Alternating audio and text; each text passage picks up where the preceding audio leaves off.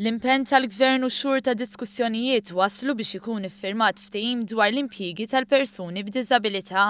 Dan il-ftehim kien iffirmat bejn il-Korporazzjoni għax-xogħol u t-Taħriġ, il-Kamra tal-Kummerċ u l-Assoċjazzjoni Maltija ta' min iħaddem. Il-partijiet involuti ftehmu dwar 13-il punt fosthom dwar il-multi li jkunu imposti għal min ma jonorax l-obbligu ta' 2% ta' impjiegi għal persuni b'diżabilità. Il-Prim Ministru Joseph Muscat fisser dan il-pass bħala wieħed storiku għax permezz tiegħu il-poplu qed jgħix il-bidla b'mod fatwali.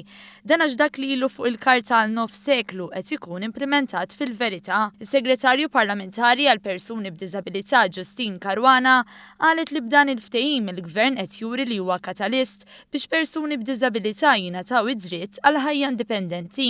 Differenza enormi fil-ħajja tal-persuni b'diżabilità għaliex l-inklużjoni tagħhom fid-dinja tax-xogħol se tkun iktar iffaċilitata permezz ukoll tal-kooperazzjoni tal-employers, tal-ITC u tal-entitajiet kollha u l-stakeholders kollha involuti b'isforz kollettiv b'risq il-persuni b'diżabilità.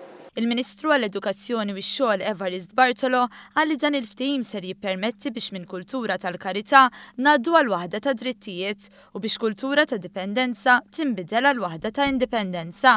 L-ikbar gost tagħna hu li minn barra li ħafna ħarġu jaħdmu li qabel kienu jirreġistraw, ħarġu jaħdmu persuni li tant kienu qataw qalbhom li jaqqas biss kienu baqgħu jirreġistraw. Għalina huwa sabiħ ħafna li persuni bħal dawn reġgħu jirxuxtaw u ma baqgħux mitfuna fid-djar tagħhom.